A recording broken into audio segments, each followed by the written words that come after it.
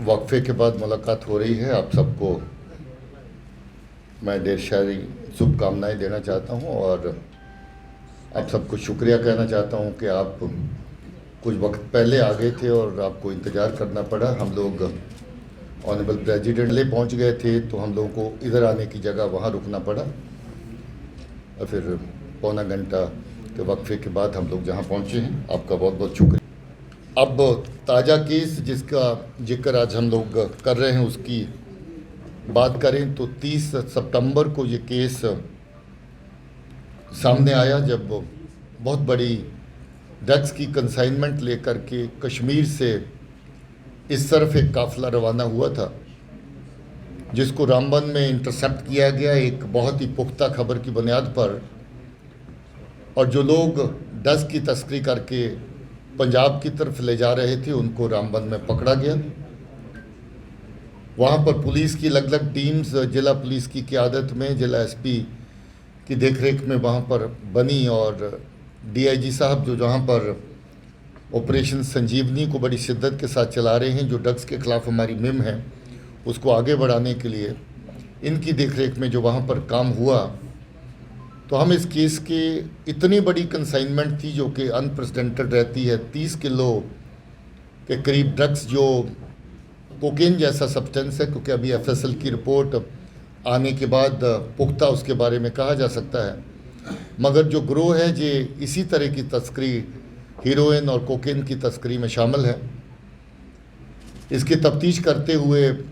आगे और पीछे के जो इसके लिंकेजेस होते हैं उसके ऊपर बड़ी शिद्दत से काम किया गया, दिन रात काम हुआ और इसके सुराग पीछे कुपवाड़ा ज़िले में श्रीनगर से होते हुए पहुँचे, जहाँ पर जो ड्रग्स की कंसाइनमेंट हैंडओवर हुई उस जगह पर पहुँचा गया। जिस तरीके से हैंडओवर हुई उस सब तरह की कार्रवाई को रिकॉर्ड पे लाया गया और ये पता लगाया गया कि ये पीछे कहाँ से ड्रग्स की कंसाइनमेंट चली थी, तो कुपवाड़ा तक इसके सुराख गए, जिसमें अभी तक बहुत बड़ा एक ग्रोह जो कुपवाड़ा कश्मीर का रहने वाला है उसमें 4 लोग वहाँ के पकड़े गए हैं। इसके फॉरवर्ड लिंक जिसको वर्कआउट करने की बहुत शिद्दत से कोशिश हुई और मुझे इस बात की खुशी है और मैं पुलिस की टीम को मुबारकबाद देना चाहता हूँ कि ये एक वाहिद केस है जिसमें फॉरवर्ड लिंकेजेस और बैकवर्ड लिंकेजेस बिना किसी टाइम के गंवाने के दोनों तरफ इस्टेब्लिश किए गए और फॉरवर्ड लिंक जो है वो लुधियाना पंजाब तक पहुँचे, जहाँ की पुलिस की टीम वहाँ पहुँची और वहाँ पंजाब पुलिस को साथ लेकर के रेड्स ऑर्गेनाइज की गई, जिस रेड्स के दौरान और एडिशनल कंसाइनमेंट भी वहाँ पर ड्रग्स की पकड़ी गई और जिसके साथ जो मेन सरगुना वहाँ का मंजीत सिंह वो भी पकड़ा गया। उसमें वेपन इलीगल वेपन भी जो मेड इन जर्मनी रिवॉल्वर वो पकड़ा गया। लगभग 5 करोड़ के करीब कैश पकड़ा गया।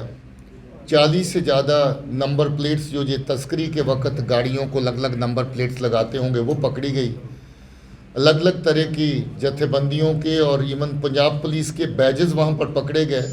हो सकता कभी कभी इम्पर्सोनेट करके ये पुलिस की आड़ में या किसी पॉलिटिकल पार्टी की आड़ में इस तस्करी को अंजाम देते होंगे, उस तरह की चीज़ें भी वहाँ पर पकड़ी गई। ये बड़ा अनप्रेसिडेंटेड काम है। बहुत ही कामयाब ऑपरेशन ड्रग्स के ख़िलाफ़ जम्मू कश्मीर पुलिस की तरफ से ख़ास तौर पर रामबन पुलिस की तरफ से हुआ है। मैं पुलिस की टीमों को जिन्होंने इसमें शिरकत की, जिन्होंने दिन रात मेहनत करी, उनको शाबाशी देता हूँ, मुबारकबाद देता हूँ और ये कहना चाहता हूँ कि ये केस जो अभी जिस हद तक पहुँचा है इसके आगे और पीछे और चलने की गुंजाइश है और हम लोग अभी इस तफ्तीश को और आगे रमा रखेंगे। मुझे उम्मीद है कि जो पंजाब का मेन सरगुना जो इसमें पकड़ा है, लंबे अरसे से जाना माना वहाँ का स्मगलर है। पंजाब पुलिस के हवाले से बात करें तो कहते हैं कि उनका बाप भी इसी काम में मुलव्वस रहा और बड़ा लंबा अरसा ड्रग्स की तस्करी में जुड़ा रहा। मुझे लगता है कि ये काम अकेले अंजाम नहीं दिया जा सकता। इसमें बहुत बड़ा ग्रोह अभी पंजाब की तरफ से और जो इसमें शामिल है उसको बेनकाब करना बाकी है और मुझे उम्मीद है कि हमारी पुलिस इसको ज़रूर। आप सब जानते हैं कि जम्मू कश्मीर पुलिस नशे के खिलाफ जो हमारी मुहिम है, जो लड़ाई है, उसको बहुत जोश के साथ, शिद्दत के साथ पिछले कुछ सालों से चला रही है। नशे का सोर्स जो ज़्यादातर मैं आपको पहले भी बता चुका हूँ कि पाकिस्तान की सरजमीन है, जहाँ से नशे की तस्करी बहुत बड़ी स्केल में जो है वो बाकी खित्तों में होती है। जम्मू कश्मीर भी एक ऐसा रूट है जिसको बार बार इस्तेमाल करके पाकिस्तान की एजेंसीज और बहुत बार पाकिस्तान की दहशतगर्दी के चलाने वाले जो वहाँ पर अलग अलग तरह के आका हैं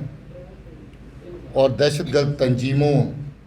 के जो लोग उसमें सरगुना हैं और जो काम करते हैं, वो भी इस तस्करी को नार्को टेरर के ज़रिए से इस्तेमाल करते हैं ताकि जहाँ पर मरती हुई दहशतगर्दी में फिर से जान फूंक सकें। जो रिसोर्सेज, जो फंडिंग दहशतगर्दी को चलाने के लिए ज़रूरत होती है, इससे आने वाले पैसे को दहशतगर्दी को चलाने के लिए इस्तेमाल कर सके। पिछले 5 साल से लगभग 39 केस ऐसे हुए जिसमें नार्को टेरर का मिक्सचर देखा गया और 70 के करीब, बल्कि 70 से ज़्यादा लोग ऐसे जो इन केसेस के अंदर गिरफ्तार किए गए और 4 क्विंटल के करीब जो इस तरह की तस्करी का सामान जो नार्को टेरर के केसेस में सिर्फ शामिल है, मैं टोटल गिनती नहीं कर रहा हूँ, वो पकड़ा गया। अलग अलग तरह की ड्रग्स पकड़ी गई और लगभग 100 के करीब ऐसे हथियार और 5 आईडीज़ और बाकी ऐसा साजो सामान पकड़ा गया जो नार्को टेरर के मॉड्यूल्स में शामिल था, जिनको पुलिस ने बस्ट किया। हम लोग पिछले लगभग 5 साल से इस मुहिम को जिस शिद्दत से चला रहे हैं उसके बहुत अच्छे नतीजे देखने को मिले हैं। मैं आपको ये बता दूं कि आज से 5 साल पहले की जो सूरत हाल थी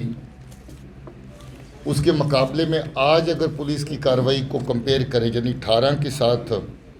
23 का सिलसिला अगर कंपेयर करके देखें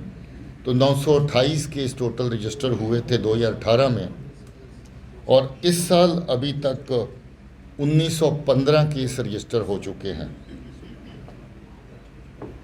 1308 लोग गिरफ्तार हुए थे 2018 में और इस साल अभी तक 2642 लोग ड्रग्स के अलग अलग केसेस में गिरफ्तार हो चुके हैं। 40 किलो ड्रग्स पकड़ी थी टोटल 2018 में और इस वक्त 240 किलो के करीब ये सामान जो है अलग अलग केसेस में जब्त किया जा चुका है। और अगर 40 किलो के साथ ये 240 किलो के साथ ये 30 किलो का और उसके बाद फिर से 4.5 किलो का फिर से पंजाब का भी आंकड़ा जोड़ दें तो मुझे लगता है कि ये पहले के मुकाबले में जो हमारा ड्रग्स का सीजर है वो 7-8 गुना तक जो है पिछले 5 सालों में बढ़ा है, जिसमें पुलिस की अलग अलग यूनिट्स ने, पुलिस के अलग अलग टीमों ने बहुत नुमायाँ काम किया है और कुछ जगहों पे गवर्नमेंट ऑफ इंडिया की जो सेंट्रल एजेंसीज़ हैं उनका भी बहुत अच्छा